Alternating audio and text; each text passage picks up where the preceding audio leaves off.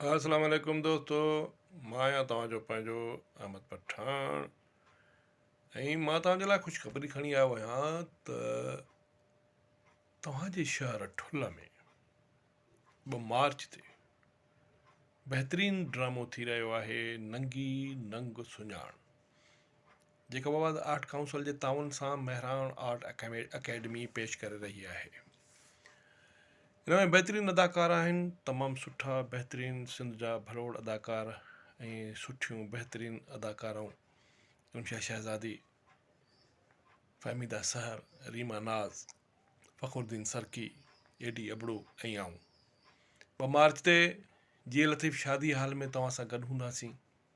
तव्हांखे दावत आहे त हिन ड्रामे ते ज़रूरु ईंदा, ज़रूरु ॾिसंदा। तव्हांजे ठुल्ह शहर में अची रहिया आहियूं 2 मार्च ते ऐं तव्हां सां गॾु हूंदासीं। अचण न विसारींदा। अस्सलाम वालेकुम, यारी मदद।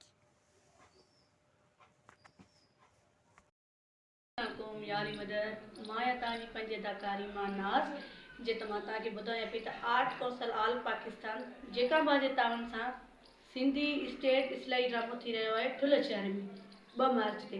तमामु सुठो ड्रामो आहे नंगी नंग सुञाण, जंहिंजा डायरेक्टर आहिनि एडी अबड़ो ऐं जंहिंजा प्रोड्यूसर आहिनि फ़खरुद्दीन सरकी। असां बि ईंदासीं ऐं तव्हां बि अचिजो। 2 मार्च ते तमामु सुठो ड्रामो आहे।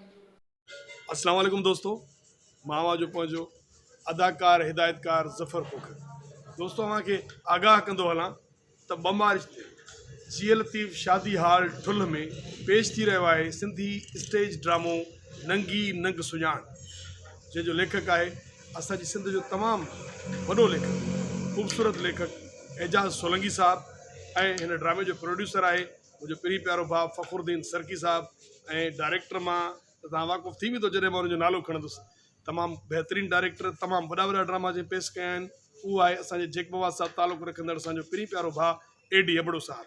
सो दोस्तों 2 मार्च ते जी लतीफ़ शादी हाल ठुल्ह में अचणु न विसारींदा, छो त ड्रामो पेश कयो वेंदो नंगी नंग सुञाण। महिरबानी।